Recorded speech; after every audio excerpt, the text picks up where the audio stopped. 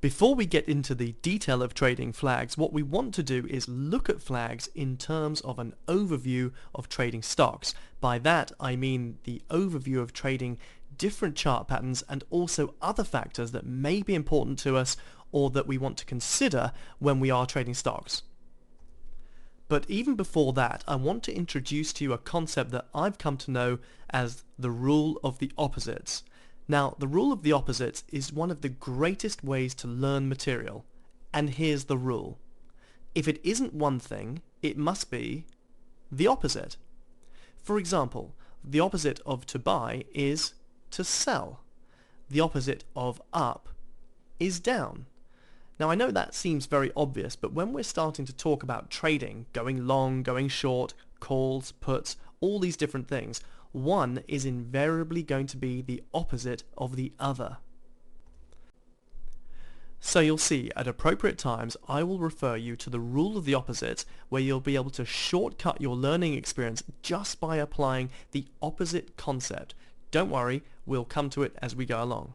Remember, this is just an overview section, so we're now going to make an overview of the various trading analysis techniques that we can use for analyzing stocks. We start off with technical analysis. Technical analysis is the study of charts. That is the basis of how we trade flag patterns. We're looking at and analyzing charts, but we're doing it in the most simplistic of ways, and then applying a very straightforward but clever money management technique on top. The key is in our ability to recognize the pattern and set up the trade. That's where our skill comes into its own. Another method of analyzing a stock's performance is by way of fundamental analysis. Fundamental analysis is the study of a stock's or a company's financial health. This includes their assets, their liabilities and their balance sheet, their profit and loss, and their cash flow health as well. The good news is that we're not going to be doing any of that during this course. A third analysis technique is news. News can mean company news or wider economic news. Here's an example of company news. As we can see on this visual, there are no upcoming events that are known about. Earnings was actually on the 21st of May in this case, so it's in the past. We can also see that on the 22nd, as a result of an obviously bad earnings report, that the company has been downgraded by one firm of analysts. On a broader basis, news can also include political news and also wider economic news.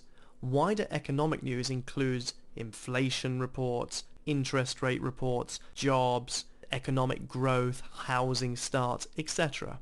All these statistics form the basis of how the economy is performing at large. How the economy is performing at large will impact on the various sectors of the stock market, which will then also impact on the component stocks of those sectors.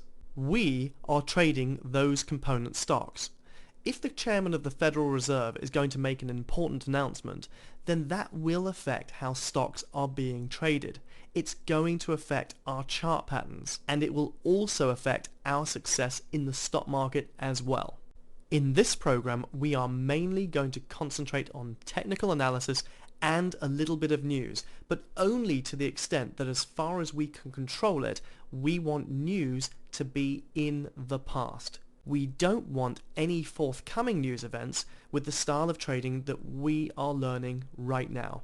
The good news is that 95% of what we're doing is all entwined within technical analysis, which is why in the next section and from now on, we're going to be talking about chart patterns and how we can make chart patterns easy for us in order to trade the specific pattern that we're looking for, which is the consolidation pattern or the flag pattern.